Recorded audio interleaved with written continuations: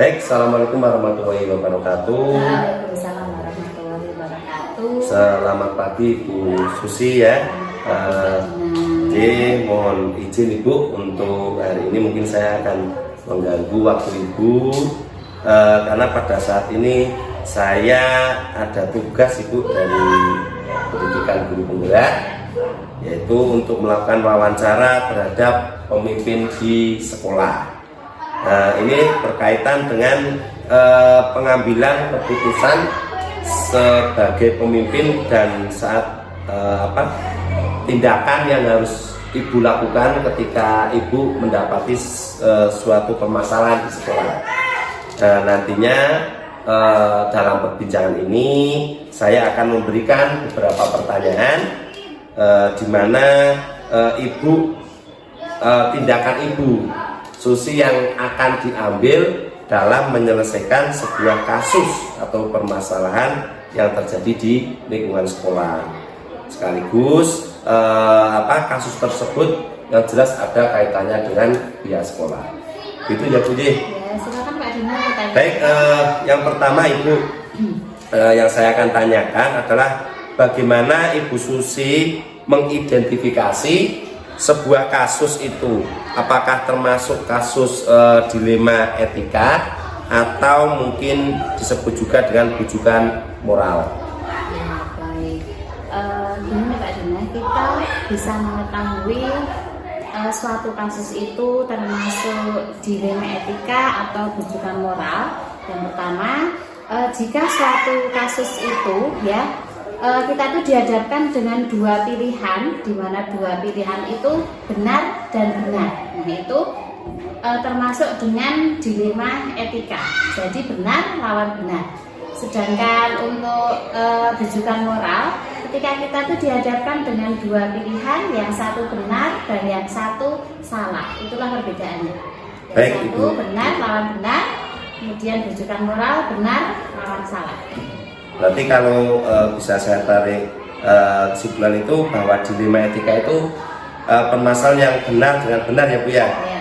Terus untuk bujukan moral adalah benar dengan salah, gitu ya Bu.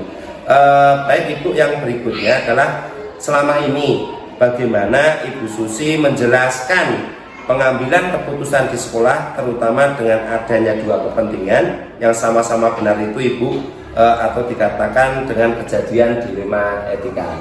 Baik. Untuk mengetahui itu dilema etika, yang pertama kita itu mengidentifikasi suatu kasus tersebut. Setelah kita mengidentifikasi kasus yang ada, kita mengumpulkan fakta-fakta mengenai kasus yang terjadi di sekolah. Dan yang terakhir tentunya kita mencari solusi dari permasalahan yang kita hadapi tersebut. Baik Ibu, selanjutnya berarti mengidentifikasi masalah, mengumpulkan fakta, serta mencari solusi yaitu ya dengan pertimbangan sehingga bisa terselesaikan kasus atau permasalahan tersebut. Baik Ibu, kemudian langkah-langkah atau gagasan yang nyata seperti apa yang dilakukan Ibu Susi selama ini dalam memimpin di sekolah? Dalam menghadapi suatu dilema etika, yang pertama kita mengidentifikasi kasus yang kita hadapi dengan cara mengetahui apa yang terjadi, kemudian di mana, siapa saja yang terlibat, ya. Kemudian bagaimana kasus itu gawat apa enggak gitu ya. Kemudian yang kedua, kita memanggil kedua belah pihak yang tersangkut dalam masalah tersebut. Kita panggil bersama, kita dudukkan untuk mengetahui apa sih sebenarnya yang terjadi. Kita mengetahui sebenarnya masalah yang dihadapi itu apa, dan kita mengkonfirmasi kedua belah pihak tersebut terhadap masalah yang dihadapi untuk diambil solusinya.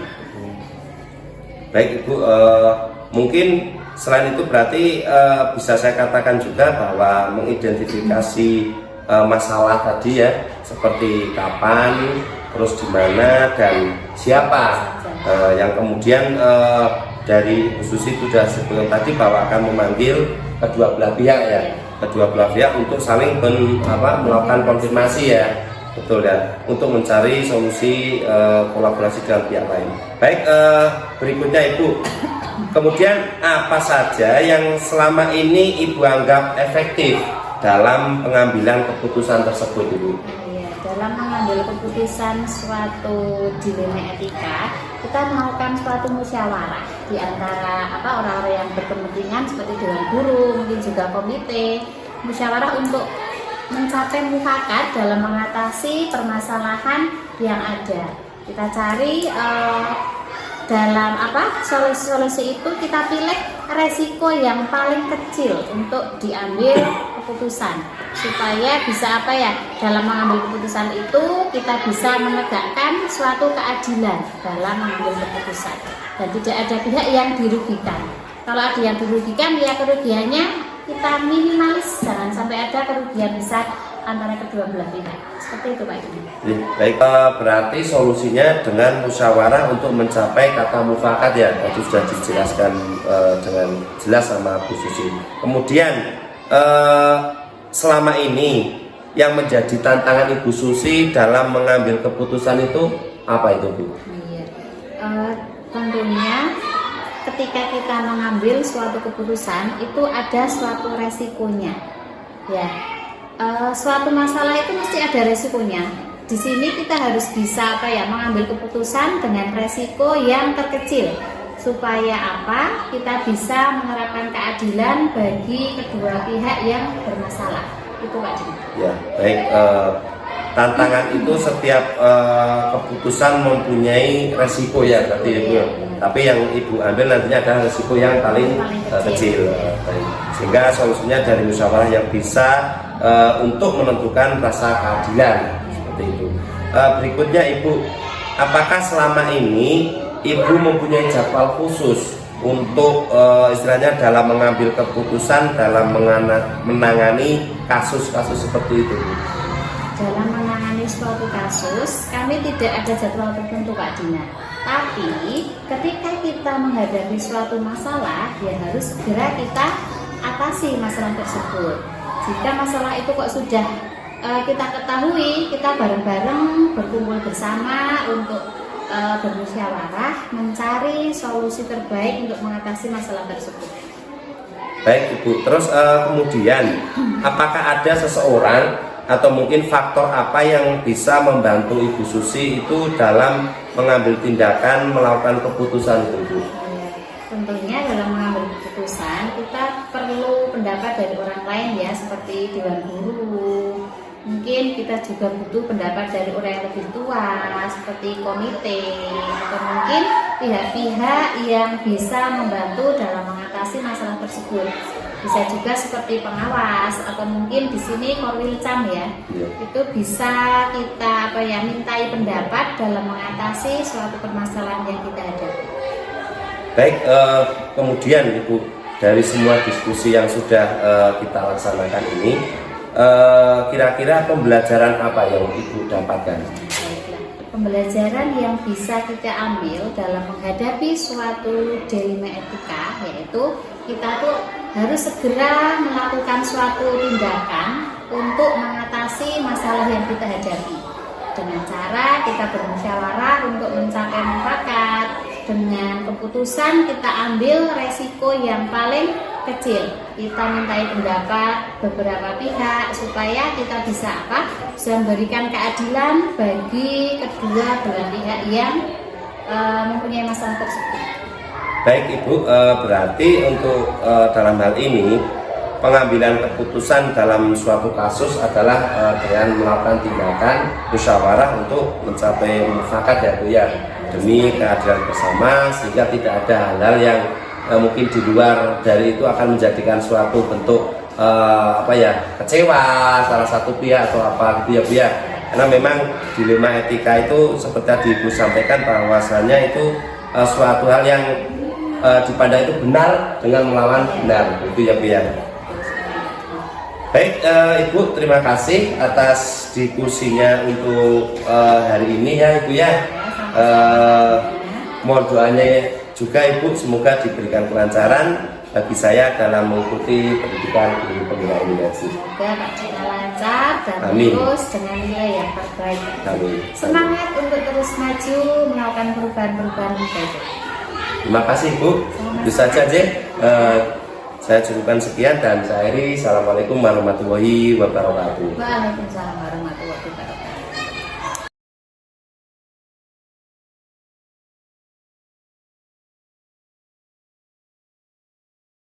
Assalamualaikum warahmatullahi wabarakatuh. Waalaikumsalam warahmatullahi wabarakatuh. Selamat pagi Bu Nita. Selamat pagi Pak. Ya, mohon izin ya Ibu, untuk hari ini saya mengganggu waktu Ibu ya. Perkenalkan, saya Magdina Nasori Arianto, salah satu calon guru penggerak angkatan 7 yang pada kesempatan saat ini saya mendapati tugas Ibu dari pendidikan guru penggerak itu sendiri, yaitu untuk melakukan wawancara terhadap salah satu pemimpin di sekolah, dalam hal ini yaitu kepala sekolah. Sebelumnya Ibu, saya sudah ucapkan terima kasih karena saya sudah diizinkan ya Ibu ya, diizinkan untuk hadir di sekolah SD Negeri 1 Kebumen, dan hari ini pula saya akan menyelesaikan tugas saya terkait dengan wawancara terhadap pemimpin di sekolah.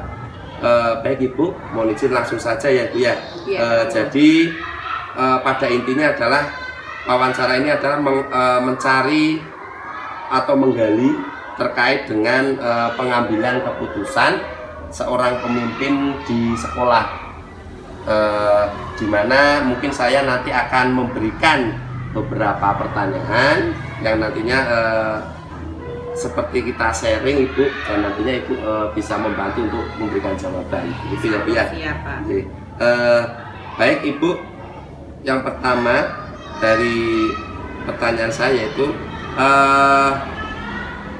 apakah Ibu yang Ibu identifikasi terhadap sebuah kasus, apakah itu termasuk kasus dilema etika atau termasuk bujukan moral yang pernah Ibu hadapi? Jadi Ibu disuruh mengidentifikasi kira-kira apakah ini termasuk kasus dilema etika atau bujukan moral. Itu bagaimana Ibu cara mengidentifikasinya itu?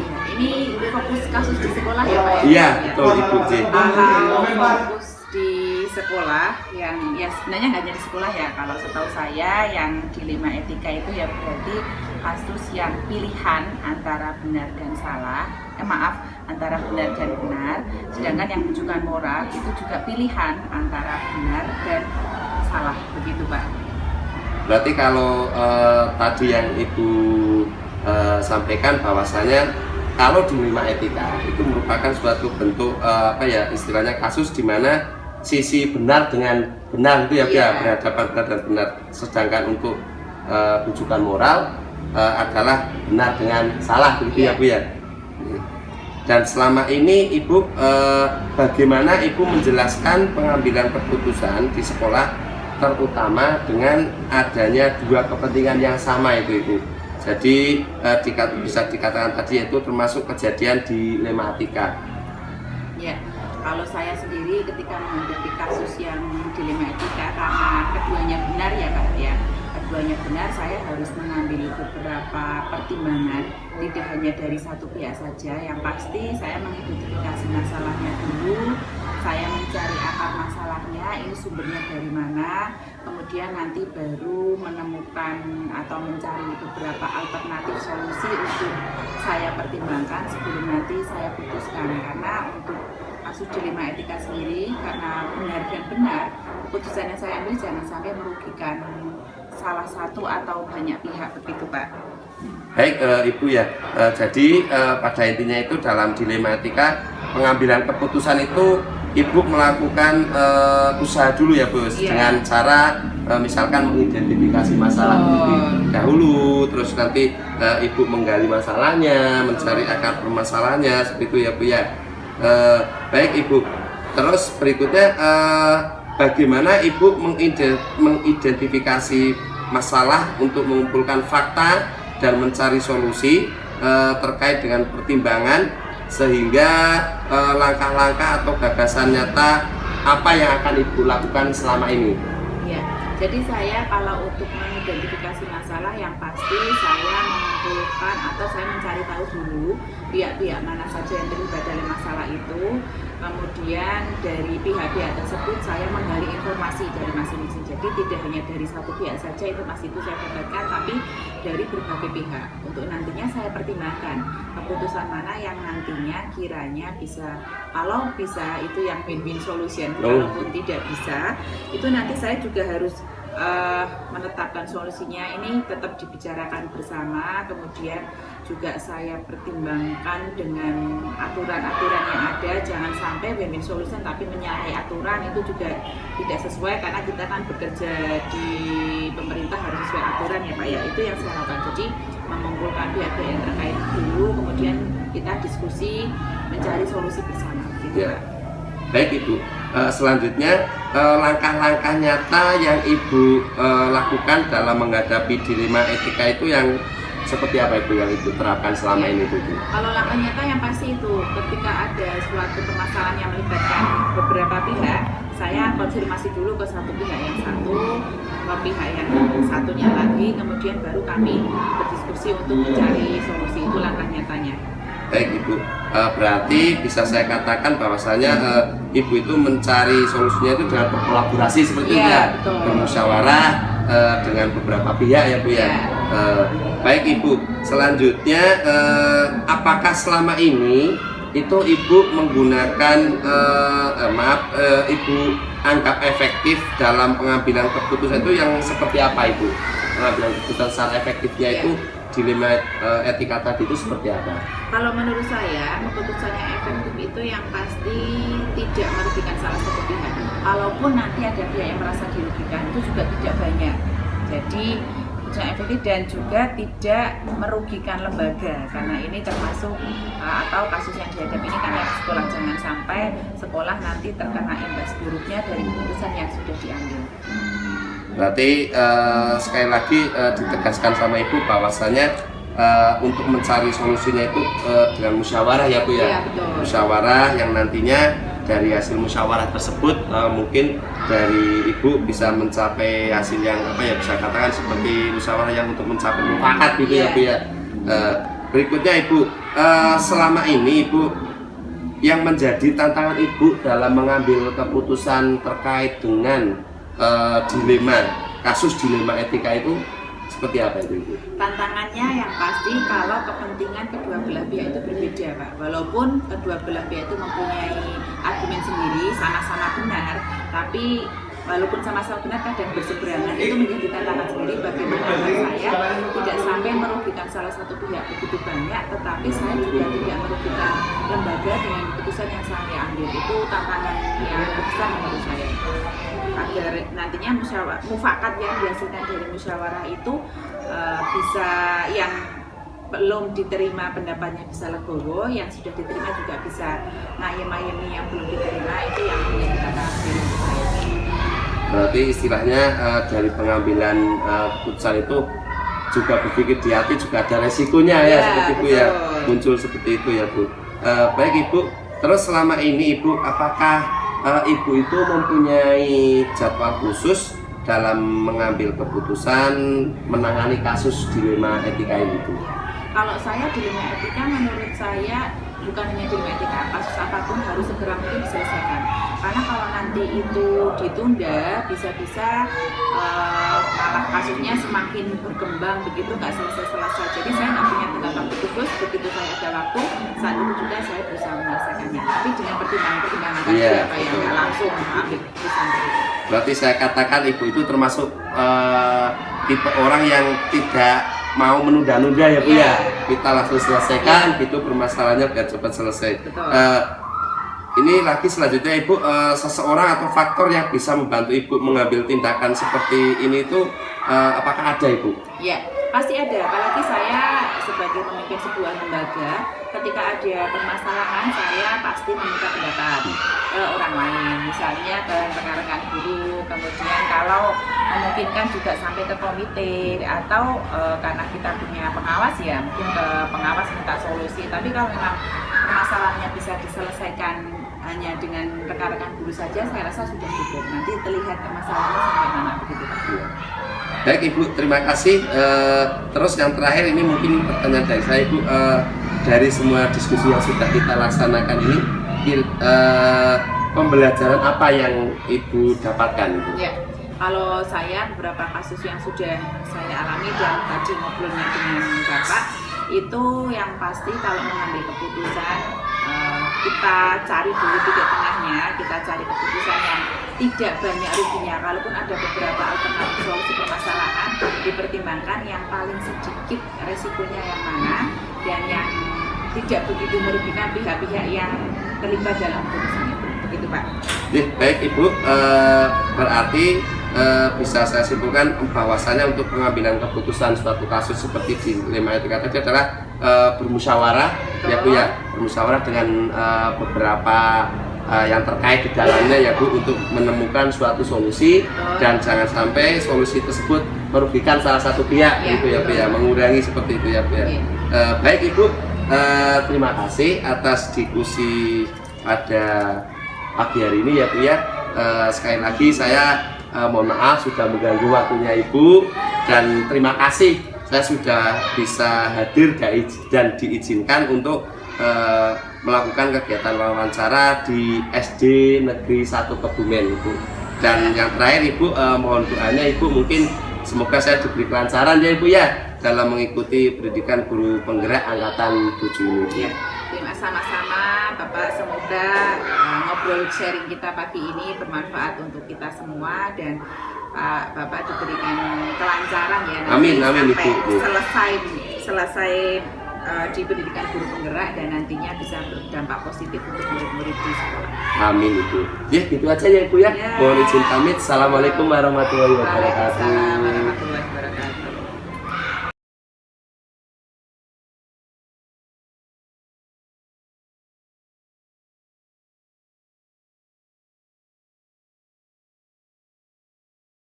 Assalamualaikum warahmatullahi wabarakatuh. Waalaikumsalam warahmatullahi wabarakatuh.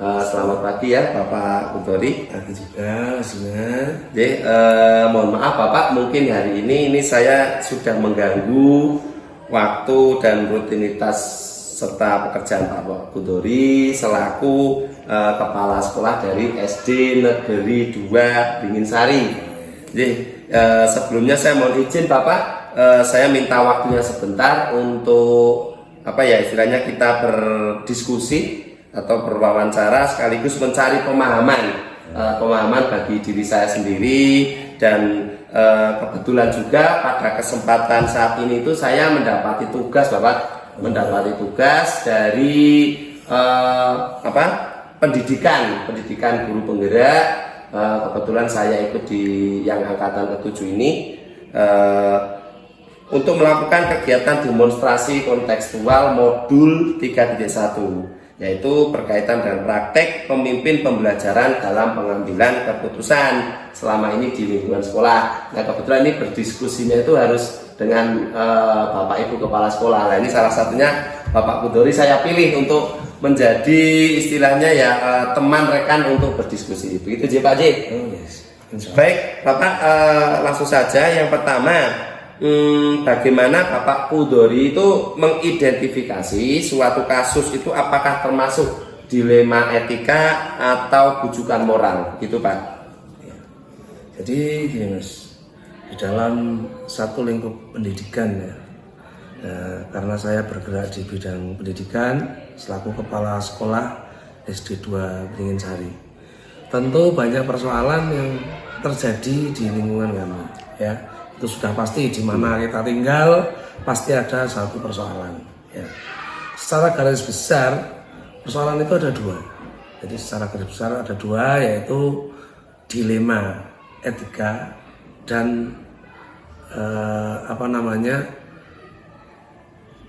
Bujukan moral itu tadi. Bujukan moral ya. Nah, kalau yang bujukan moral saya kira kita sudah enggak begitu enggak begitu jadi persoalan karena sudah jelas kalau bujukan moral itu antara benar dan salah. Tapi kalau yang dilema etika itu yang kadang kita menjadi agak bingung, agak pusing lah karena kita memutuskan satu persoalan di mana antara benar dan benar gitu Mas. Baik, berarti menurut Pak Budori itu bahwasanya untuk dilema etika itu suatu kasus di mana tapi kasus itu dari sisi yang benar dengan benar itu Pak Haji. Oh iya.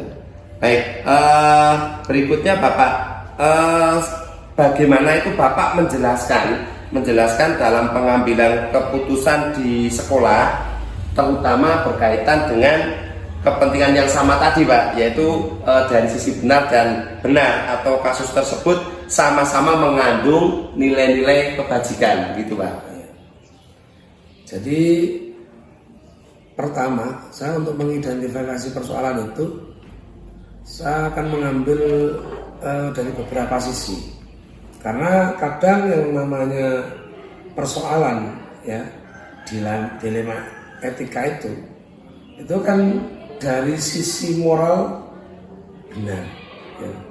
Dari sisi yang lain agama mungkin benar, di sisi lain untuk kepentingan pribadi mungkin benar, hanya di situ terjadi persoalan ya. Ketidakcocokan antara mungkin kepentingan secara perorangan orang itu dengan etika ya, dengan agama mungkin kita tidak sesuai. Nah, kita harus betul bisa mengambil mana yang terbaik supaya tidak menjadi gejolak dan tidak akan merugikan orang lain ya. Nah, mungkin langkah yang saya tempuh itu seringnya jadi saya akan mencari tahu ini persoalannya tentang apa, siapa saja yang terlibat ya. Itu dan kapan terjadi itu perlu saya ketahui untuk menggali persoalan yang sebenarnya.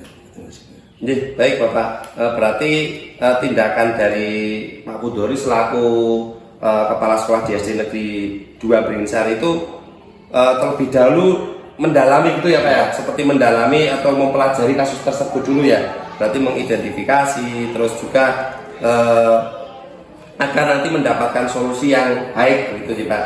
Baik, berikutnya Bapak, langkah nyata atau prosedur seperti apa yang Bapak lakukan dalam melakukan keputusan selama ini Pak? Langkah yang saya lakukan itu biasanya saya berdiskusi dengan rekan-rekan guru ya, karena yang lebih dekat dengan rekan guru yang pertama. Jadi saya berdiskusi dengan rekan guru mencari langkah-langkah yang terbaik untuk persoalan yang dihadapi, dan saya juga kadang melibatkan komite. Jadi komite dan juga tokoh agama karena kami butuh pertimbangan. Ya, kalau kami dibuat seperti ini kira-kira bagaimana, kalau hubungannya dibuat seperti ini kira-kira bagaimana. Saya memerlukan banyak pertimbangan. Ya, jadi langkah konkret yang saya lakukan pertama dengan dewan guru, kalau itu belum menemui titik temu ya kami melebar ke komite bahkan ke tokoh masyarakat ya. Kalau perlu kami juga berkonsultasi dengan pihak pemimpin atau pengawas dapil kami lah ya. Jadi ya tergantung ringan dan beratnya persoalan.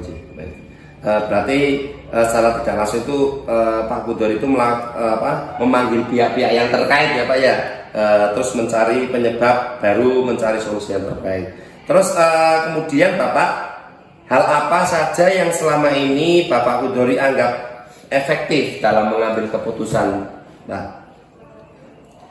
Jadi saya untuk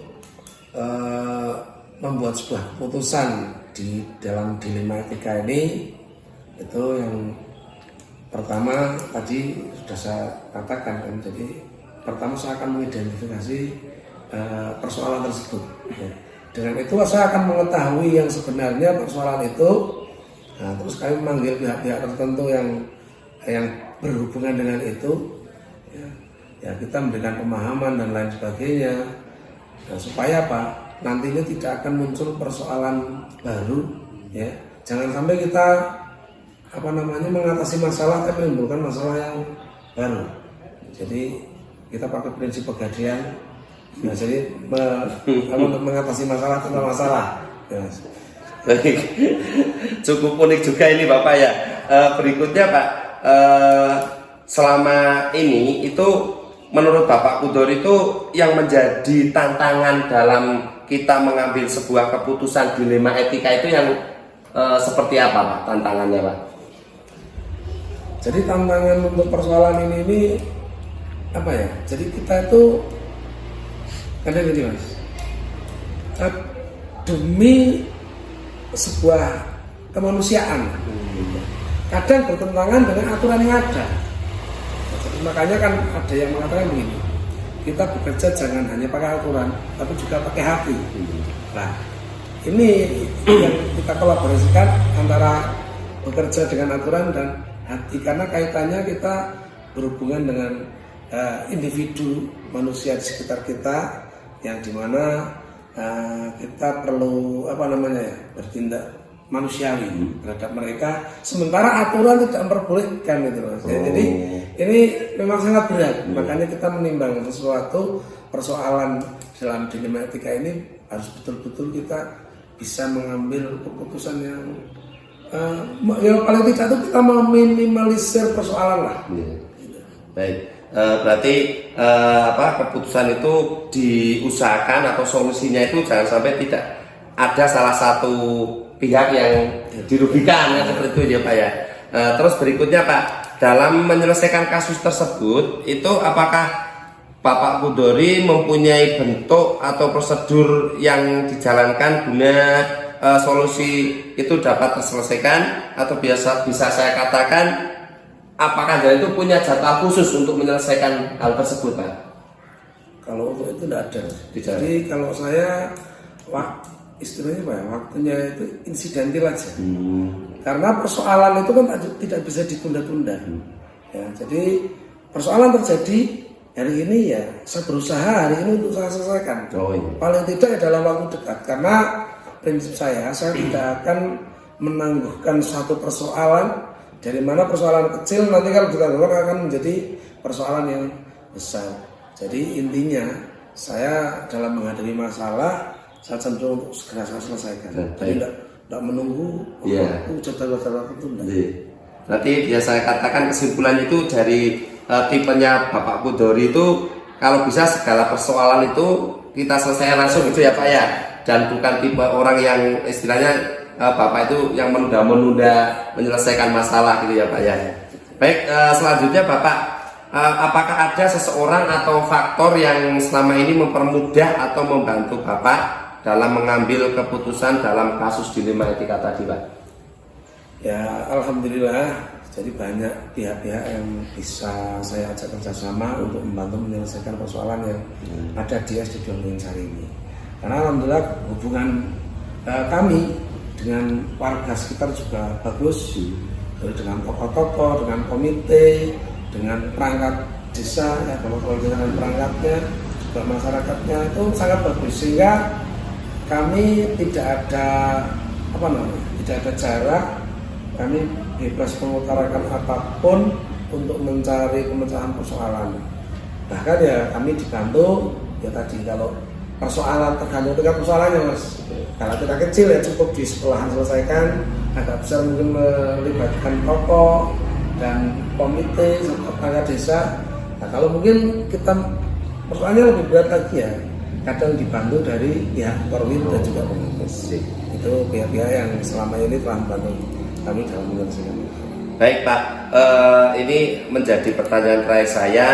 Dari semua hal yang telah kita diskusikan tadi, menurut Bapak pembelajaran apa yang dapat Bapak ambil dari pengalaman Bapak ketika mengambil sebuah keputusan dilema etika tadi Pak?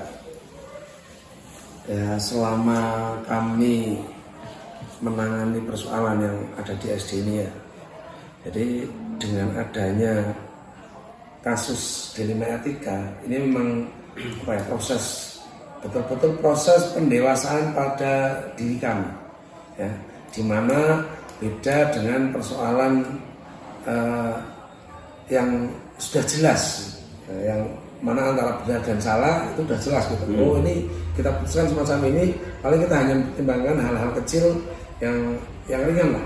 Tapi kalau dilema etika ini memang kita harus betul-betul berpikir yang luar biasa, sehingga kita diajarkan dari situ bahwa dalam menyelesaikan satu persoalan kita tidak semudah membalikkan telapak tangan. Kita harus belajar menghargai orang lain, kita belajar untuk membuat keputusan yang bisa bermanfaat bagi orang banyak, dan juga belajar untuk membuat keputusan-keputusan yang seminimal mungkin tidak menimbulkan persoalan-persoalan di kemudian hari. Ya, baik Bapak, terima kasih ya Bapak atas waktu dan kerjasamanya, dan Bapak Kudori sudah cukup istilahnya memberikan sebuah gambaran bagi saya sendiri bahwasanya dalam pengambilan keputusan dilema etika itu, kalau kita tarik kesimpulan, itu harus membutuhkan musyawarah itu ya Pak ya. Musyawarah, harus berkoordinasi, berkolaborasi, dan nantinya yang Bapak harapkan bahwasanya itu jangan sampai sebuah masalah itu ketika dicari solusinya malah nanti akan menimbulkan permasalahan baru, begitu ya Pak ya. Ya, jangan seperti itu. Baik Bapak, itu saja mungkin yang bisa saya tanyakan, kita diskusikan hari ini. Dan tidak lupa saya juga mengharapkan doa Bapak serta dukungan dari Pak Kudori selaku pemimpin pembelajaran di SD Negeri 2 Bringsari ini, agar saya nantinya itu diberi kelancaran Bapak dalam mengikuti kegiatan pendidikan guru penggerak angkatan 7, begitu Bapak. Sekali lagi terima kasih Jih Bapak, dan ini sekalian saya mohon izin pamit Bapak Jih. Terima kasih atas waktu dan kerjasamanya, dan saya akhiri. Wassalamualaikum warahmatullahi wabarakatuh. Waalaikumsalam warahmatullahi wabarakatuh.